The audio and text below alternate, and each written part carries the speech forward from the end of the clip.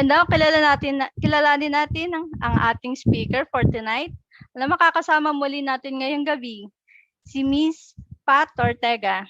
Okay, she is an electronics engineer, also a team lead, a core team member and instructor at RF Engineer Pilipinas, and also a motivational speaker. She is a primary leader, consolidation director, and School of Leaders teacher at SKCC. Content contributor at various FB pages, consistent city scholar too. Okay, I will be giving you the spotlight, Ms. Ortega. Hello po.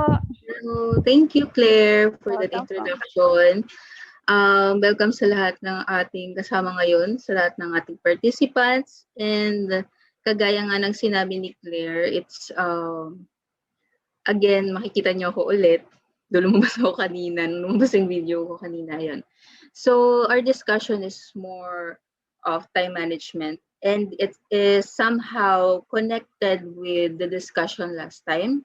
If some of the participants here ay nakasama natin sa developing a career strategies, nandito din, you will notice that this is somehow connected since time management is really vital when it comes to developing a strategy pagdating sa mga careers ng bawat isa sa atin. So, ayun, I want to start now the presentation. Next slide, please. Okay, so time management in the new normal. Ito yung magiging focus ng ating discussion. But before, I have already discussed about the time management. I think that was last year, around August, if I'm not mistaken. But this time, we have added the touch of the new normal since it's been more than a year already that we are in this situation. So I've interviewed some of those people that I know was been challenged by the situation ng ating new normal. And of course, yung mga nakausap ko ay mga working sila. Colleagues of mine, iba naman ay co-workers. So most of them, they have told me that the work from home setup is really a bit stressful. Parang mas dumami yung workloads. Though, yung iba naman, ang sabi nila is, they cannot differentiate the time for their leisure or dun sa rest nila doon sa time nila that they are working. Kasi nga, it's the same setup. You are inside your home. And syempre, yung iba, pagkagising, diretso work na. Compare before that we have to prepare, we have to take bath, and then though work from home din naman, naliligo, di ba? Ewan ko na lang sa iba. But, ayun, the challenge is really there. That's why we want to emphasize the time management in the new normal because really it is, even though you're staying at home, it's really like new normal siya. So medyo iba sa feels, though it's more than a year, pero still we need to be aware of the strategies that we can apply in our lives inside our homes, even though some of us are still in the work from home schedule or yung iba mga estudyante na nag-aaral sa bahay lang, they are not exposed pa outside, of course, kasi nga hindi pa ganun ka-safe. And ayun, we will discuss more of the strategies. Okay, next slide please. Okay, good evening po sa lahat. Ayan, sa mga nandito sa chat box, good evening din po. Okay, so first let us define the time management. Time management refers to the way that you organize and plan how long you spend on specific activities. Okay, so yan yung time management. Though later on, may pagka-ironic somehow yung i-discuss ko because this is about organizing and planning. Yung mga bagay o mga specific activities, and we have to take note of the time that we are spending for a specific activity. Okay, so next slide please. Okay, so how often do you find yourself running out of time? weekly, daily, hourly. For many people, it seems that there's just never enough time in the day to get everything done. So, this is interesting kasi actually all of us meron tayong 24 hours a day. Pero minsan nagkakaroon ng comparison, pares lang naman tayo ng oras pero bakit mas marami kang nagagawa? You seem more productive. And yung iba naman, you seem that you can finish lots of things within the day. So, nandun yung comparison. So, we need to analyze ourselves. Bakit kaya most of us ay feeling natin na mawawalan tayo ng oras?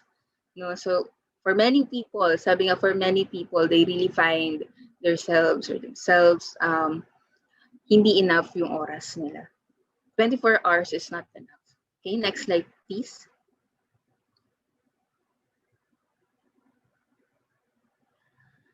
So, okay. So, ngayon, i-discuss natin yung 10 common time management mistakes. I decided to share with you first the 10 common time management mistakes.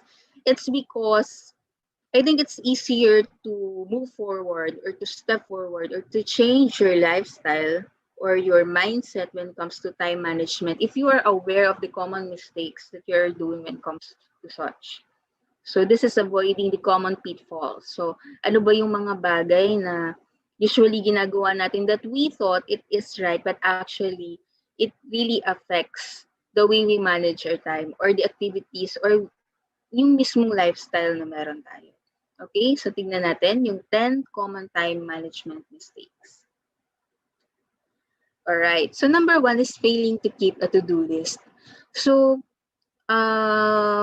this is something na natutunan ko or in-apply ko. I mean, natutunan ko naman na siya before that I really have to have a list or to note everything na ginagawa ko. Though not all, but most, especially mga importante. I learned about this many years ago, pero in-apply ko lang siya, I think, 5 years ago. Though I'm doing it, but not constantly. But this time, I've been really applying this one. Kasi marami na yung ginagawang task. So, I really have to make a list or to have my, kumbaga, it's like a dictionary wherein I need to input or to list everything that I'm doing. Because if I will not do it, hindi ko mamamanage yung time ko, hindi ko maayos yung kung ano yung mga dapat kong gawin.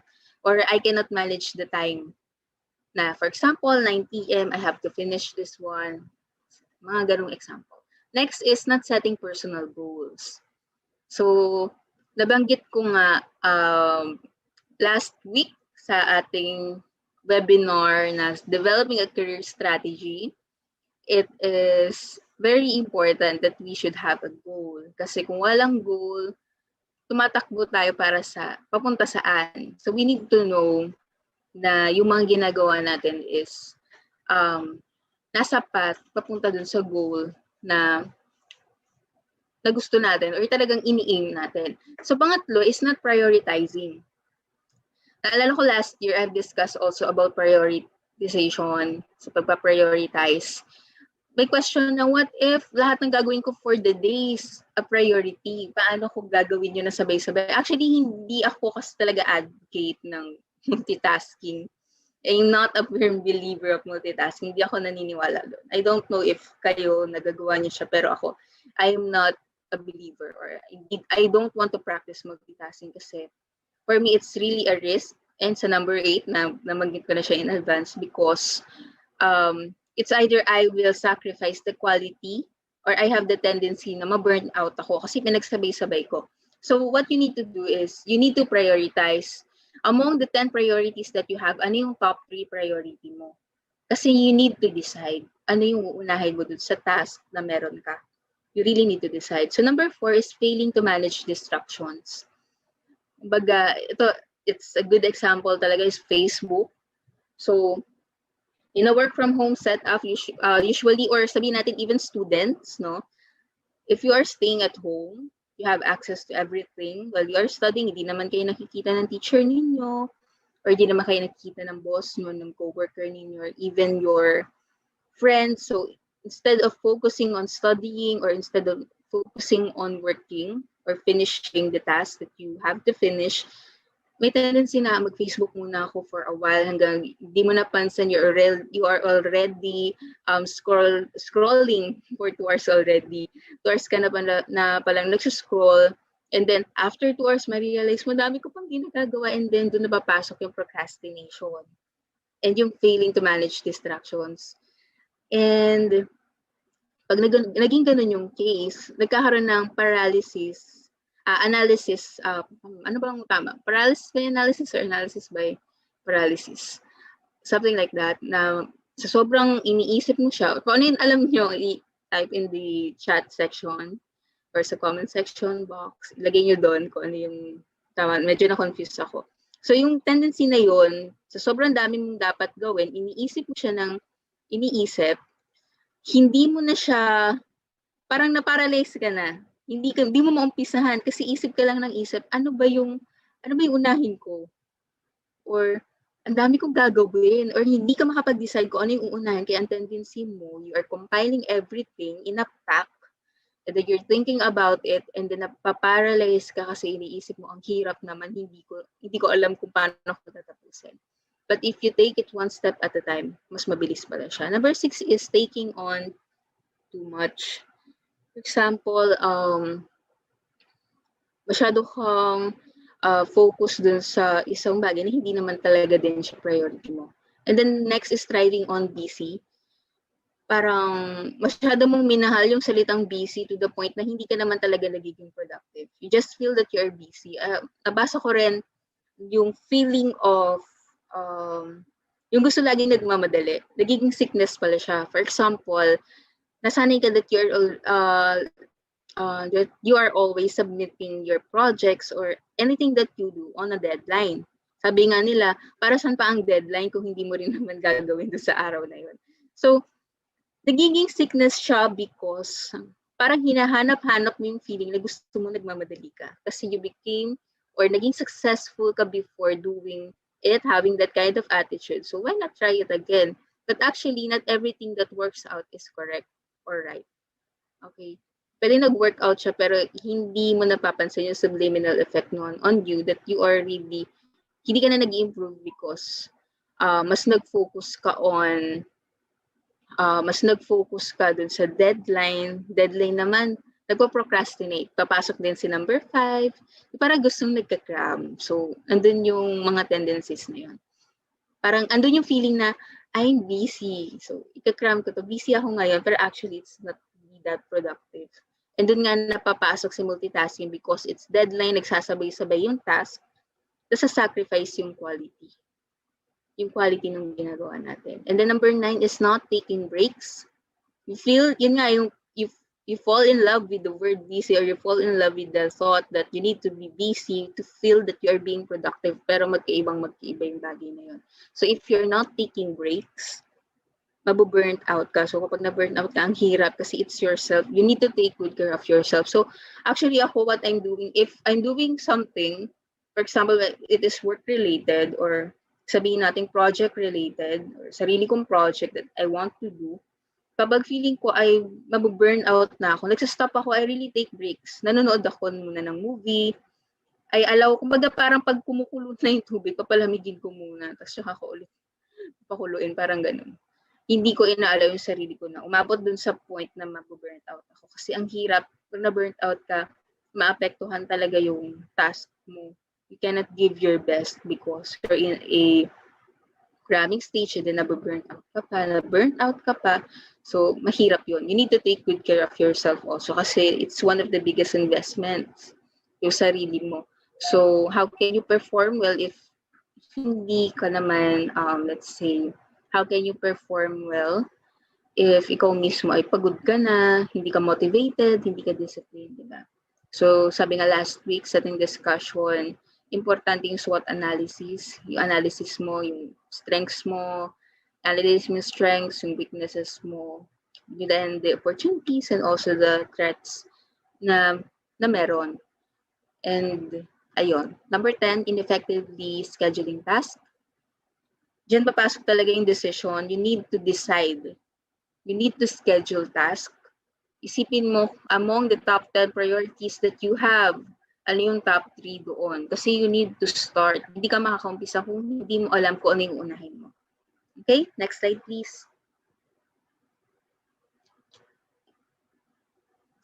So, paano nga ba i-manage yung time?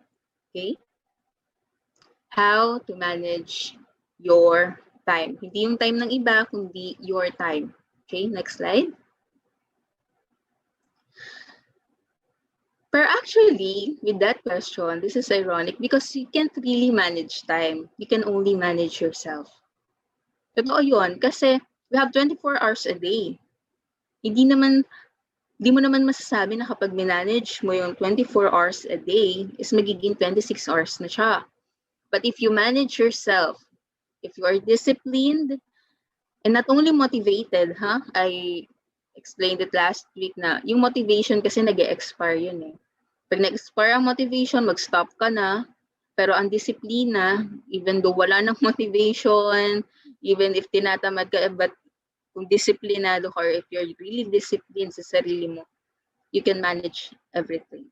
You can only manage yourself. But then, since this is time management, of course, we will express it in a way that we are really managing time. Kasi it's about also scheduling, prioritizing. So, tawagin na natin time management. Ang title before ng aking discussion about time management is Time Management, Life Management. Because you're actually managing your life. The things that you need to do every day, ikaw nagmamanage yun. Yun talaga yung minamanage natin. Okay, next. So, para hindi siya mabigat isipin, para hindi magkaroon ng paralysis by analysis, let's start with this one step at a time. So, you need to know your purpose, know your lifestyle. You need to know your goals in life. Kasi saan patungo yung gagawin mong preparations if wala tayong specific na goals. Okay, so that would be one step at a time. You need to know ano ba yung una kong dapat gawin hanggang sa, ang kagandahan kasi ng one step at a time, hindi ka na burnt out, pero nakikita mo pa konti-konti, natapos ka na pala siya. Then after 2 hours, tapos ka na dun sa task mo, and then you can now go to another task hanggang sa natapos mo na yung 10 task na sinasabi mong priority mo within the day. Okay? So, ganun siya. One step at a time. Okay, next slide, please. So, ito yung mga pwede natin gawin para talagang maumpisahan natin yung change sa life natin. If you really want to practice proper time management, of course, first you need to record everything that you do from the time you wake up till you go to sleep. So para saan to? Ba't kailangan ko pang magsulat? Ba't kailangan ko pang ilista lahat ng gagawin ko para sa isang buong araw? It's because you need to study yourself. Kailangan mong makita ano bang mali sa lifestyle ko. Saang part ba ng oras ko sa isang buong araw yung nasasayang? You know, in the applications that we have in our phones, even in our laptops or computers, there's this application wherein makikita mo ilang oras kang nag-spend dun sa isang application, or sabihin natin, for example, sa Facebook, ilang oras ka na bang yung screen time mo sa Facebook, sa Instagram, and then screen time mo sa Twitter, at sa iba-iba pang social media accounts mo, makikita mo doon gaano ka katagal. And then, you know, I was so surprised kasi sa isang araw, I'm spending 6 hours before. That was before. During weekdays, parang kalahati, or sabihin natin mga 6 hours to 8 hours, naka-open ng Facebook. It's really unhealthy. Yun yung malalang version. Yung iba, minsan naman 4 hours. Meaning, I've been like wasting my time 4 hours a day, minimum. Though I'm not saying na kapag nag-Facebook ka ay nagsasayang ka ng oras. It's just that may mga bagay kasi na dapat inuna ko instead of just scrolling sa Facebook or Instagram. Okay, next is analyze. At the end of the day, analyze your record. Ayun yung sinasabi ko na i-check mo doon kung alin yung sinasayang mo oras and tingnan mo, for example, saang parte ng araw mo ikaw talaga wala lang nagsasayang ng time. Yung iba minsan 10 PM hanggang 3 AM doing ano lang, social media lang. Nasayang yung time na instead na nagpapahinga ka na para ma-reserve yung energy mo for tomorrow's productivity, nasayang siya. So next is, if you want to change, you need to make a schedule. Ito yung sinasabi natin, hindi yung after mo narinig yung message dito sa session natin sa webinar, wow, I'm motivated to change my lifestyle. Yes, you are motivated, pero hanggang saan yung expiration ng motivation natin? Maybe after this or after a week, mawawala na yung motivation mo to really change your lifestyle para ma-manage mo talaga yung time mo or mga ginagawa mo everyday. Pero if you are disciplined, if you will really make a schedule wherein you will really apply whatever it is that you have written, then doon talaga mag-start yung change. Okay? Next slide please. So this is something na you can really apply. So ito, later on, meron kaming may isi-share sa inyo later after the slides that I'm going to show you. So about this Eisenhower matrix, because RFEP has prepared an Excel file about this one wherein matutulungan kayong makita agad kung ano yung dapat yung action dun sa isang specific task na meron kayo. Na matutulungan kayong mag-change. If you really want to have a change of lifestyle, the tools that we can provide for you after this will really help you. So, hindi naman siguro masakit that na-try mo, i-apply ito sa life mo. And then, observe in your life kung paano nagbago yung flow ng oras mo everyday. And ano yung mga bagay na natutunan mo. So dito sa Eisenhower matrix, I will discuss with you kung ano ba yung important and urgent task. So the important part there is the important task, and then the urgent part there is the urgent task. Okay? So meron tayo dito sa yung urgent and not urgent, and then we have the important and not important. So dito sa urgent part, so dito nagbangga yung important and yung urgent. So kapag important and urgent yung isang task, do it today. So kapag importante siya pero hindi siya urgent, schedule it. Pag not important and then urgent, delegate it to someone else. Hindi naman siya importante pero kailangan na siya talagang gawin. For example, may OJT ka, you can also tap them to help you. Pero kapag yung isang bagay hindi naman importante at hindi rin naman siya urgent, saan mo siya ilalagay? You eliminate it. So you can provide more time dun sa mga importanteng task. Okay? Next slide.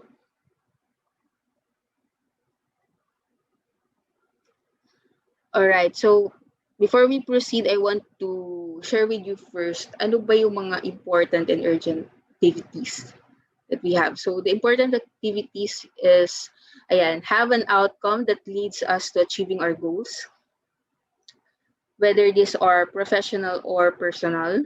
So yun yung mga importanteng activities. It is aligned dun sa pag-achieve natin ng goal. Kaya nga, sabi ko rin kanina, it's hard to schedule something important. It's hard to determine the priorities that you have in your life if ikaw mismo hindi mo alam kung anong goal mo. Kasi ano yung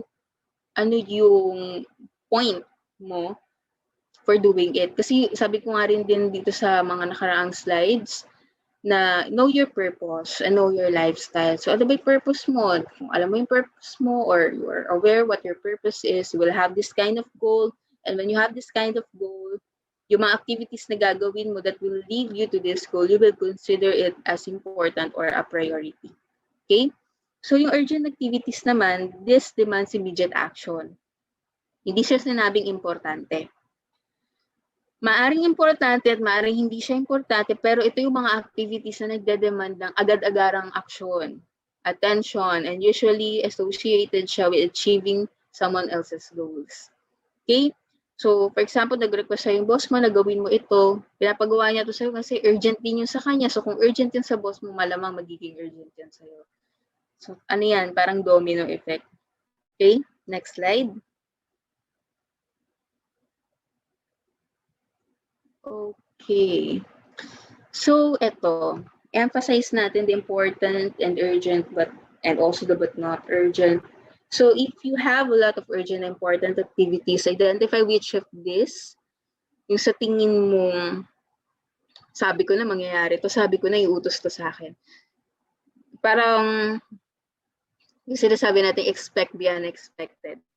No? Paano ma-expect yung unexpected? Pero actually, kunyari sa trabaho, hindi pa siya inuutos sa'yo, yung tinatawag nating ad hocs, if you are familiar with ad hocs, parang hindi siya nakasulat doon sa task mo talaga na dapat gawin. Pero ito yung mga tinatawag nating pasuyo ng mga boss natin. Of course, we will help them kasi nga boss natin sila. We are there to support them, of course.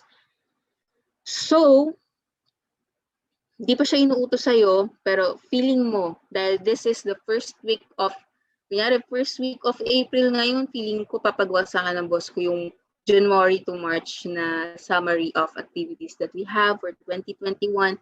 So kahit hindi pa siya inuutos sa'yo, dapat ikaw, yung ibang mong task na dapat kaya mo namang gawin today, gawin mo na siya para in case na may iutos sa'yo, importante and urgent, you can do it fast. Or pagkagawa mo siya na hindi ka magka-cram kasi yung ibang bagay for that day na dapat ay ginawa mo, ay nagawa mo na dahil hindi ka nag-procrastinate.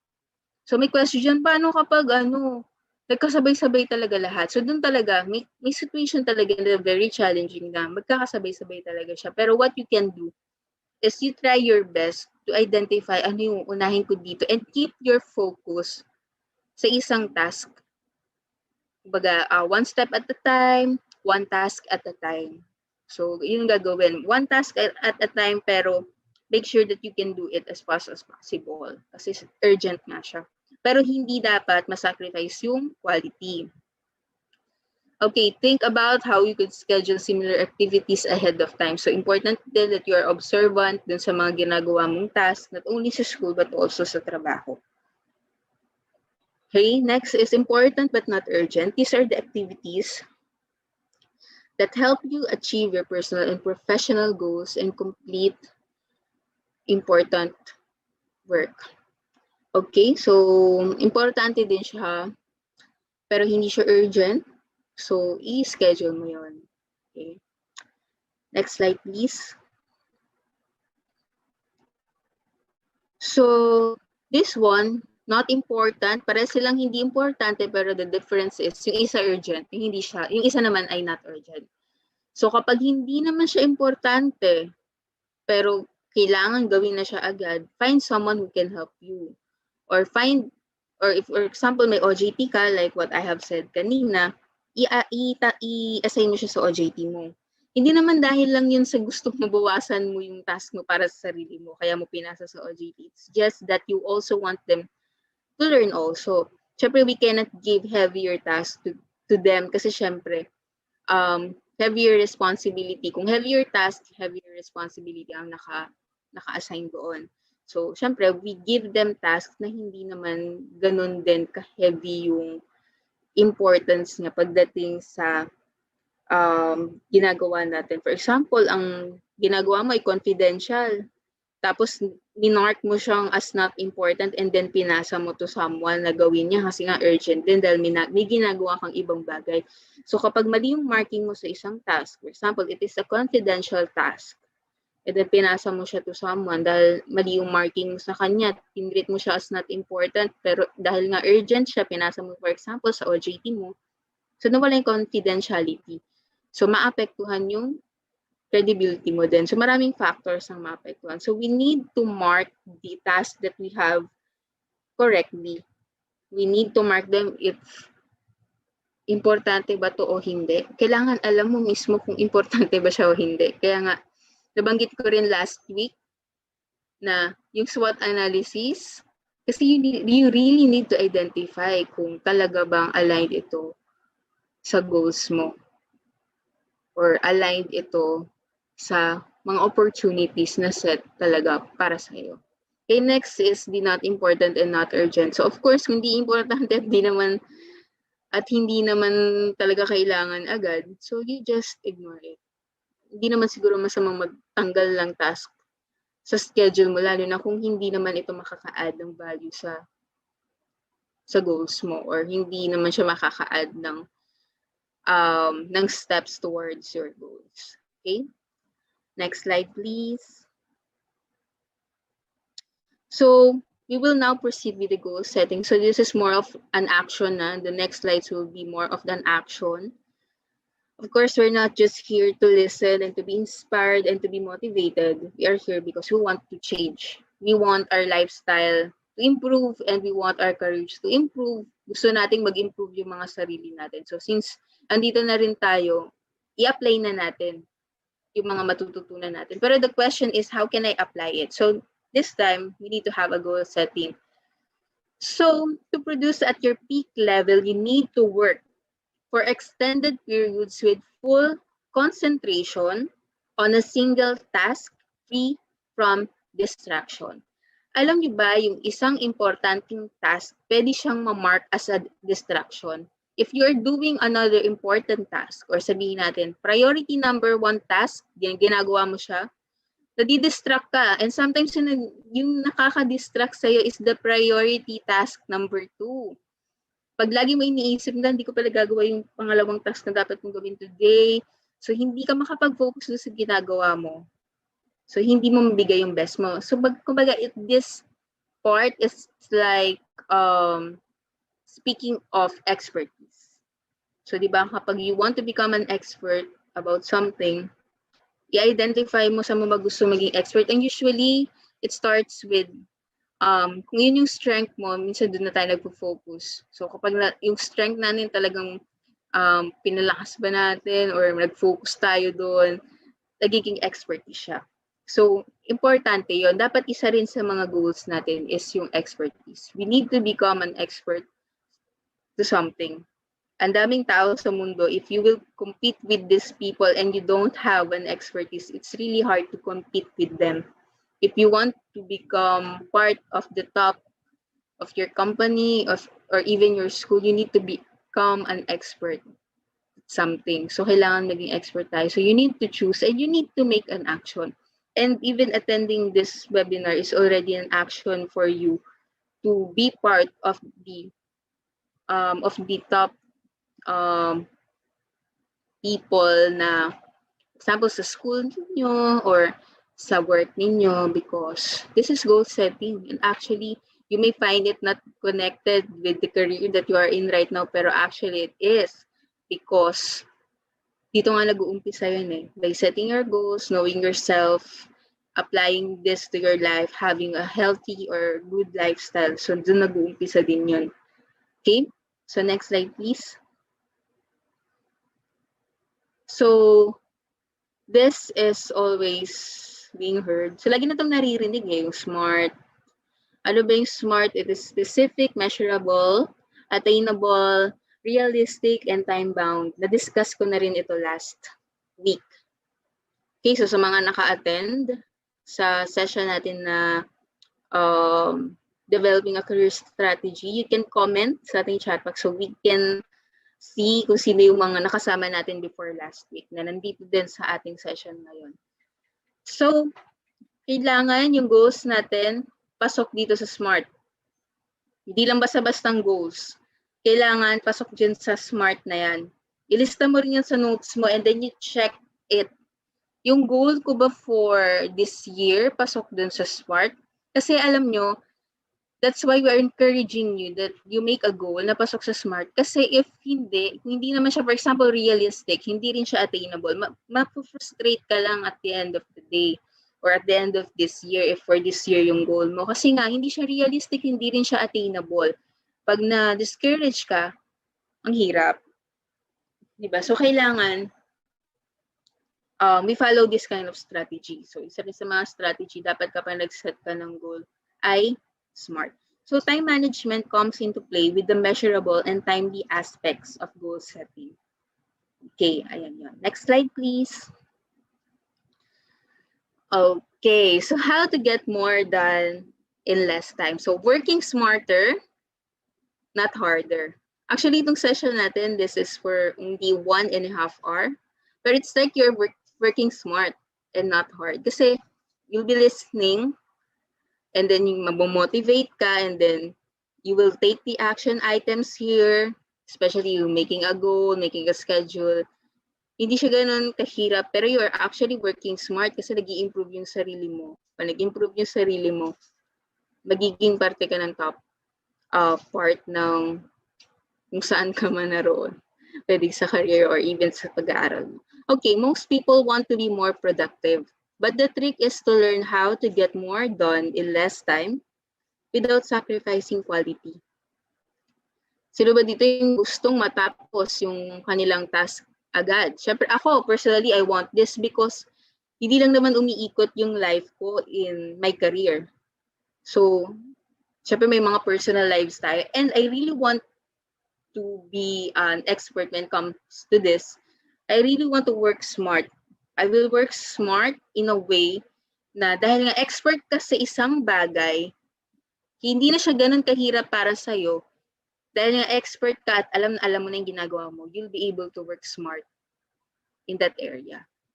So, mas productive ka kasi alam mo yung mga dapat gawin. So, the trick is to learn how to get more done in less time. Because sometimes we think na kapag mas babad ka sa trabaho, healthy yun. Mas maganda yun kasi a career person is dapat working 24/7. Actually, no, it's not. It's not healthy. It's not really healthy. Ang magandang definition of a career person is yung balance yung life. Okay, next slide please.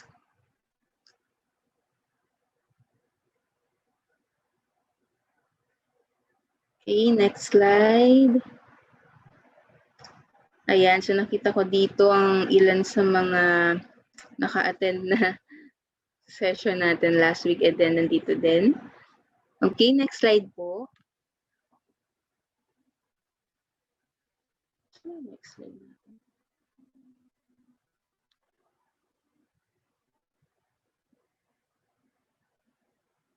Okay, next slide.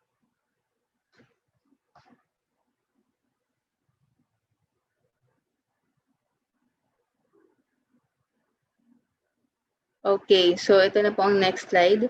So in our next slide, this is the strategies to get more done. Okay, set up your workspace. So if you're familiar with the Facebook group, yung Home Buddies, ang daming ngayon na nag-aayos ng bahay nila. You know, because psychologically, the effect is really good. Kapag okay yung environment mo, you can perform well. Hindi decluttered yung nakikita mo, yung mind mo, parang cleared din siya. So it's easier for you to do your job. You can think clearly kapag maayos yung nasa paligid mo. Unless gusto mo magulo yung paligid mo. So iba-iba kasi tayo. Pero ako, I personally love the idea that you need to set up your workspace. Even sa office, kailangan malinis yung work area mo. Kasi kung magulo, tas magulo na nga iniisip mo, magulo pa yung nakikita mo, ang gulo-gulo na. Okay, so you need to set up your workspace. When you set up an ergonomically correct workspace, your productivity can improve. So let's say, sa area mo, andun na rin yung andun yung printer or kung ano yung mga accessible, yung madali mo makukuha na makakatulong sa pagtatrabaho mo. Next is yung schedule task. So important. So kung may sticky notes kayo, you can stick it with your sa tables ninyo para hindi mo makakalimutan yung ginagawa mo. Kasi ako personally, I have the tendency na sa marami akong ginagawa, may mga nakakalimutan ako. So I help myself with that. So I know na yung weakness ko. So SWOT analysis, I know na sa part ng weakness ko, I have the tendency to forget something.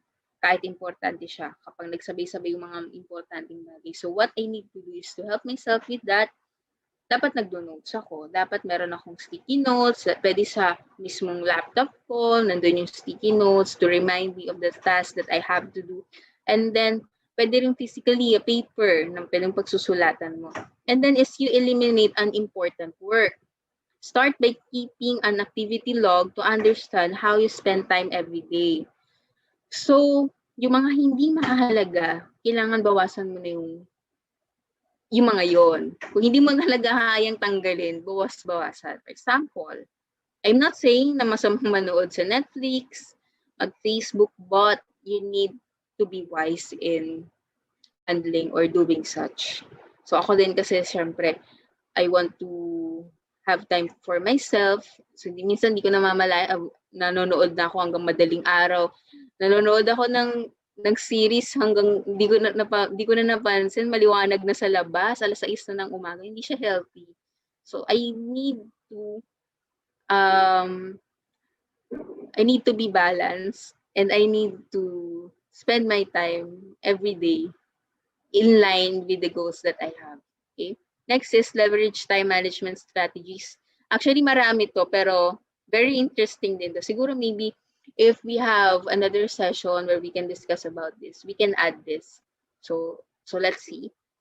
So one way is to pretend that your work day ends at noon. So you need to have a technique kung saan ikaw ay mas magiging productive. So pwede kang mag-pretend na kunyari ang oras ng tapos ng trabaho mo is 3 p.m. So kapag ganun yung mindset mo, mas bibilisan mo yung pagtatrabaho or mas magpo-focus ka sa mahalagang work or hindi ka magko-compromise. Kasi nga, iniisip mo 3 p.m. tapos ng work mo. Hanggang sa napansin mo, okay, 3 p.m. tapos ka na. You still have 2 hours, syempre hanggang 5 p.m. kung 8 to 5 ang schedule mo. Meron ka pang 2 hours na natitira and you can read other emails or you can prepare drafts or you can prepare for the workloads for tomorrow. So, hindi ka nagka-cram. Kumbaga, nandun palagi, present always ang quality because you are not cramming. And then next is you have efficient meetings. Make sure that your objectives are clear and relevant. So, hindi lahat ng opportunity na nandyan sa harap mo ay opportunity para sa'yo. You cannot claim something that is not for you. Kahit pa ang ganda ng bagay na yan. Kasi kung hindi yun para sa'yo, and then you grabbed it, kahit maganda siya sa paningin ng iba, it will not work out for you. Mabuburnt out or mapapagod ka lang. So, you need to identify talaga kung ano yung gusto mo in life. Okay? Para hindi ka ma-confuse. Okay, next slide, please. So, ayan, productivity is never an accident. It is always the result of a commitment to excellence, intelligent planning, and focused effort. So, hindi siya accident. Yung pagiging productive, hindi yung nagkataon lang. It's really a decision, a commitment. You will commit na I will really do my best to become productive this day. And I need to take steps. And I need to change my lifestyle. Okay, hindi siya, I need to change my time. No, change your lifestyle. Then the time will just follow. Okay, next slide. If meron ba tayong slide? I think that's the last slide, Pat. Okay, so I think I still have few more minutes. So I mag-entertain ako ng few questions if you have some. Okay. Ayan, maraming salamat sa inyo. Thank you so much, everyone. I am Claire Malata, your host. Pat, you have final remarks? And yun, maraming salamat po again sa inyong lahat for attending this webinar. And we are hoping to see you again by next week. So, meron ding webinar, Sir Richard, after this. So, ayun. Maraming salamat po sa inyong lahat. Walang RFEP if walang patuloy din sa amin na sumusuporta. And of course, I want to thank RFEP. I want to thank Sir Richard and also Claire for being here. Me, kayong lahat, I'm so thankful na we are able to impart knowledge with all of you. I hope na-inspire kayo at marami kayong natutunan. Ayan, maraming salamat sa inyo lahat. Again, this is Richard Matias of RF Engineer Pilipinas. If you want to learn more about wireless communications, you can visit our website at www.rfengineeracademy.com. Keep learning, keep studying, and always remember the 3 pillars of wireless communications: coverage, capacity, and quality. Thank you so much, guys. See you next week. Bye. Bye. Thank you. Bye. You're like a circle that floats around me, keeping me safe and sound. And when I fall, you tied a rope to me. You're blessing me every day. I was down with an illusion, like a sparrow with broken wings. But now I shine with your reflection on me. I'm getting back up on my feet. That